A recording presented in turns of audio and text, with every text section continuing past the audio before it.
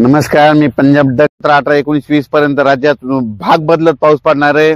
सर्वदूर काही पडणार नाही म्हणून खास करून हा शेतकऱ्यांनी अंदाज लक्षात घ्यायचा. नसता शेतकऱ्याला वाटेल की हे सगळीकडे पडतो का काय, सगळीकडे नाही पडणार, काही भाग सोडून देईल. म्हणून ज्यांचा हरभरा पेरायचा असेल, ज्वारी पेरायची असेल, जर तुमची जमिनीतली ओल हडकत असेल तर तुम्ही तुमचं पेरणीचा निर्णय घेऊ शकता, तुम्ही पेरू शकता.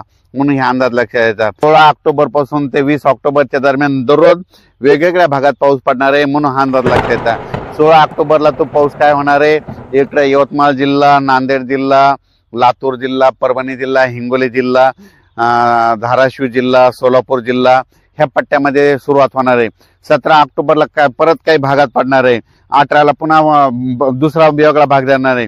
असं करत करत 19, 20, 21, 22 पर्यंत राज्यात विखुरलेल्या स्वरूपाचा पाऊस पडणार आहे. म्हणून हा अंदाज लक्षात घ्यायचा. खूप काही मोठा पडणार नाही, मुसळधार काही पडणार नाही. म्हणून हा अंदाज लक्षात घ्यायचा. राज्यातल्या सर्व शेतकऱ्याला सांगू इच्छितो की आता पाऊस आता परतीचा आहे. आता हे शेवटचाच पाऊस आहे. आता पाऊस निघून जाणार आहे आणि 2 नोव्हेंबरला मध्ये चांगली थंडी येणार आहे. म्हणून राज्यातल्या सर्व शेतकऱ्यांनी अंदाज लक्षात घ्यायचा. ज्यांचं सोयाबीनचं शेत खाली झालं असं तुम्ही तुमचं पेरणी करू शकता.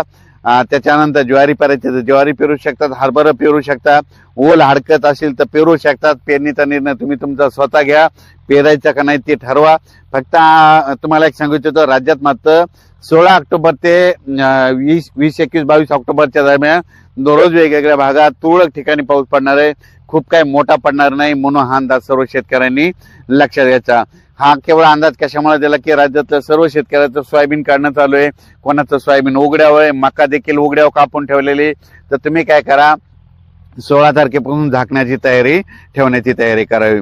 परत काय झालं, आता कांद्याचे म्हणजे ते बी टाकणं चालू होतं. कांदेवाल्या शेतकऱ्याला सांगू इच्छितो की आता कांदा टाकण्यासाठी देखील पोषक वातावरण आहे. कारण की झाला आता पाऊस, आता हे शेवटचा आहे. शेवटचा पाऊस सगळीकडे जास्त पडत नसतो, फक्त विखुरलेल्या स्वरूपाचा पडतो. म्हणून हा अंदाज लक्षात घ्यायचा. राज्यात सर्व दूर नाही पाऊस, पण 16 ते ह्या 4-5 दिवस 16 तारखेपासून ते 20-21 ऑक्टोबर पर्यंत दररोज वेगळ्या भागात पडणार आहे. म्हणून तुमचं कांद्याचं रोप टाकायचं तर ते देखील टाकू शकता. त्याच्यानंतर हरभरा देखील पेरू शकता, ज्वारी देखील पेरू शकता. त्याच्यानंतर शेत देखील दुरुस्त करा. त्याच्यानंतर सोयाबीन देखील तुम्ही काय करा, तुमच्या सुड्या उघड्या असतील तर ते देखील झाकून घ्या. म्हणून हा अंदाज लक्षात घ्यायचा. त्याच्यानंतर राज्यात काय होणार आहे, 2 नोव्हेंबरला थंडी देखील येणार आहे. म्हणून परत ते सांगायलो. म्हणून हे अंदाज लक्षात घ्यायचा. त्याच्यानंतर काय होणार आहे, दिवाळी झाल्याच्या नंतर राज्यात चांगली अशी खूप अशी धुई धुराळे धुके देखील येणार आहे. दिवाळी झाल्याच्या नंतर देखील येणार आहे. मग आपणच समजून घ्यायचं की आता पाऊस आता निघून गेला. म्हणून हा अंदाज लक्षात घ्यायचा. त्याच्यानंतर थंडीची देखील चाहूल लागणार आहे. म्हणून हा अंदाज लक्षात घ्यायचा. आणि तुम्हाला एक सांगू इच्छितो की राज्यात पेरणी करत असताना, हरभरा पेरणी करत असताना, ज्वारी पेरणी करत असताना बियाण्याला काय करा, बुरशीनाशक लावा. कारण की ते पेरल्याच्या नंतर मर देखील लागत नाही. म्हणून हे सगळ्यांनी लक्षात घ्यायचं. हा पाऊस जे पडणार आहे, आता परत एकदा शेवटी सांगतो की हा पाऊस सुरुवातीला काय होणार आहे, इकडल्या म्हणजे याच्याकडून सुरू नांदेड, लातूर, धाराशिव, यवतमाळ, त्याच्यानंतर लातूर जिल्हा ह्या पट्ट्याकडून सुरुवात होणार आहे. त्याच्यानंतर ते पाऊस काय होणार आहे, पूर्व विदर्भ, पश्चिम विदर्भ, एक दिवस उत्तर महाराष्ट्र, पश्चिम महाराष्ट्र, त्याच्यानंतर असा वेगवेगळ्या भागात पूर्व विदर्भ, पश्चिम विदर्भ, दक्षिण महाराष्ट्र, उत्तर महाराष्ट्र, कोकणपट्टी, खानदेश दररोज वेगवेगळ्या भागात असं मुक्काम करणार आहे. सगळीकडे काही पडणार नाही, काही भाग सोडून देखील दे. म्हणून हा अंदाज लक्षात घ्यायचा. म्हणजे हा सर्व दूरचा पाऊस नाही, कारण की हा जाता जाता पाऊस येत असतो.